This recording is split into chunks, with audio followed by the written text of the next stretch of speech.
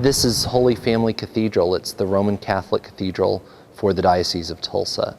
This is the oldest church in Tulsa, probably. There are some churches that may be older, but they've been torn down or repurposed since then. Holy Family was excavated back in 1912 by her own parishioners who were using mule carts and shovels of their own. Then they brought in the professionals to pour the superstructure and put in steel rods that went all the way to the sky. Currently, we're in the midst of a renovation. This is the third renovation in Holy Family's history. We had some specific goals this time around. We wanted to correct some problems with the structure of the church. The church is now over 94 years old, and that old wood just doesn't hold up anymore. So the first phase of our renovation was to replace the wood with steel, or new wood at the very least. And we've cured all of the structural ailings of the church. The next phase was to tackle the roof.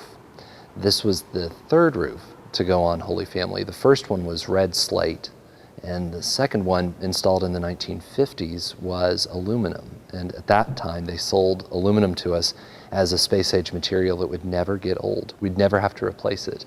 And unfortunately, we did. We've also replaced the wooden decking that was underneath that aluminum roof. So we've got brand new metal. It's kind of ugly right now, shining from the towers of the cathedral, but we're starting to put copper up over it. The copper is that timeless material for church roofs. Plus it lasts for quite a long time, at least 100 years we're hoping. And each one of the copper shingles will be screwed on with 8 screws, so it should not go away at all.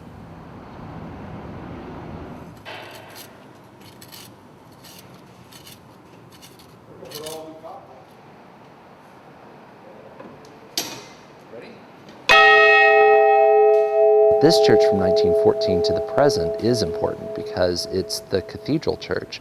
The bishop's chair, or cathedra, is a major symbol of his teaching authority. And being a cathedral, we want to keep this building up instead of tearing it down and trying to rebuild a new structure. In today's economy, there's no way that we'd be able to afford to build a building as magnificent as this. And even modern materials just don't lend themselves to this kind of beauty. So there's a great feeling of preservation, but also not looking at the church as a museum piece, but as a living building with people who've been praying here for 90-something years. I think a cathedral or any beautiful church is an evangelization opportunity. And we've certainly got some attention from people as they say, hey, look at that copper roof, or I was inside the church last weekend and it's beautiful. If we attract people, that's great. But we want to try to maintain the quality of worship in here. We spend a lot of time, a lot of energy making sure that we pray well and beautifully. To date, we've spent about $1.5 million on the structural repairs.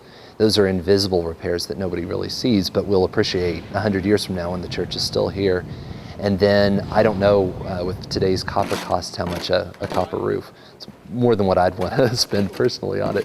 My house isn't going to have copper roof on it anytime soon. And then we'll just have to see about the interior too, because it's not done yet. There will be stencil on the walls behind me up here with gold paint. And then there's going to be some other repairs and refurbishing of some of the statues in the church, the Stations of the Cross as well. Our painters tell us that within a month or so, we should be done with the interior phase of painting. And then the roofers say that they have a target date of about Thanksgiving to have all the copper up. So by Christmas, we should have a rather complete church.